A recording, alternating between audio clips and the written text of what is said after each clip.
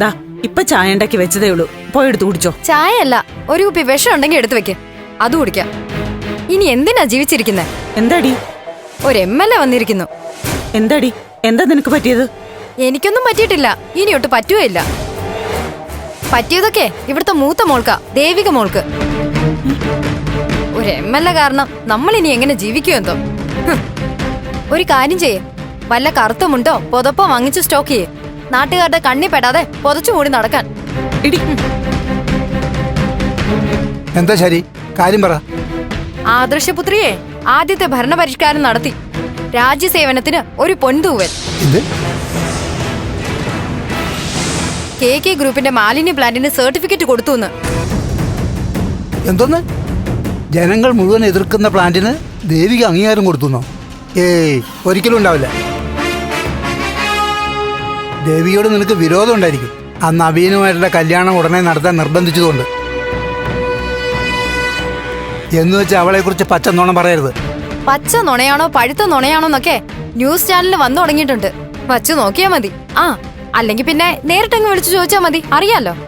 ഈശ്വര, അവൾക്ക് എങ്ങനെ ഇങ്ങനൊരു ബുദ്ധിമോശം തോന്നിയത്? ബുദ്ധിമോശോ? ബുദ്ധി കൂടിപ്പോയോണ്ട് ചെയ്തതാവും. നല്ല അഴിമതി കഥകളാ നാട്ടുകാര് പറയുന്നേ. MLA വെച്ച് ചന്ദ്രോത്തുകാര് ചാക്ക് കണക്കിന് കാശുണ്ടാക്കാന്ന്. വേറെയും കഥകളുണ്ട്. ഓ, അനിയത്തെ ഉപദേശിക്കുമ്പോ എന്താ ഒരു നീതിബോധം. വാക്കു കൊടുത്താ അത് മാറരുത്, ബന്ധുങ്ങളെ കുറിച്ച് ഓർമ്മ വേണം, അതാണ് ഇതാണ്, അങ്ങനെ എന്തൊക്കെ. എന്നിട്ടിപ്പോ സ്വന്തം കാര്യം വന്നപ്പോ ആദർശവും ഇല്ല, മൂല്യബോധവും ഇല്ല.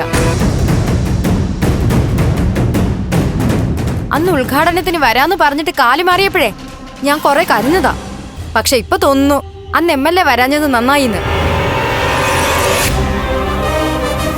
അല്ലെങ്കിൽ ഒരു ജനവിരുദ്ധ നേതാവിനെ കോളേജ് കൊണ്ടുപോയി എന്നുള്ള ചീത്തപ്പേര് അവസാനം വരെ എനിക്ക് കിട്ടിയേനെ. നീ എന്തൊക്കെ പറഞ്ഞാലും ഞാനത് വിശ്വസിക്കില്ല. വേണ്ടമ്മേ, വിശ്വസിക്കണ്ട. വിശ്വസിക്കണമെന്ന് എനിക്ക് ഒരു നിർബന്ധവും ഇല്ല.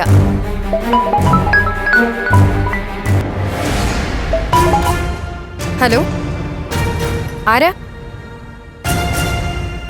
മാമ, അച്ഛൻ ഇവിടെ ഉണ്ട്, ഞാൻ കൊടുക്കാം. ഇതാ. ആരാ മോളെ?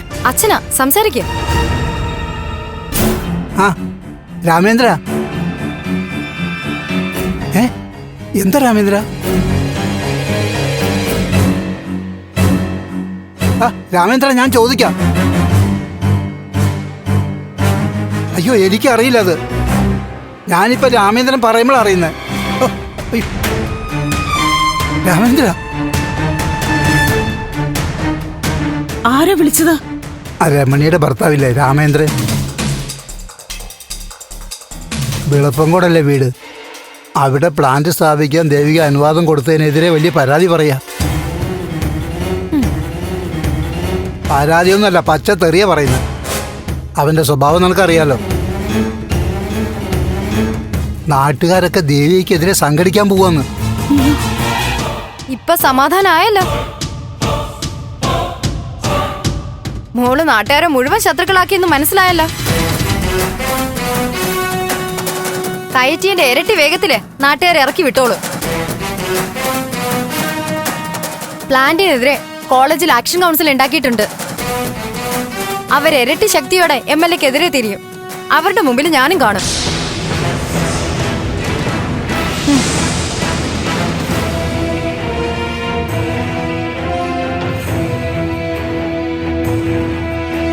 ശാരി പറയുന്നൊക്കെ സത്യാണോ മാധവേട്ട? അവൾക്കിത് എന്തു പറ്റി? സംഭവം സത്യ. അല്ലെങ്കിൽ രാമേന്ദ്രൻ എന്നെ ഇങ്ങനെ ചീത്ത വിളിക്കുവോ? നമ്മുടെ മോളെ ആരോ ചതിപ്പെടുത്തിയിരിക്കുക. അല്ലാതെ ദേവിയ മോൾ ഇങ്ങനെ ചെയ്യില്ല.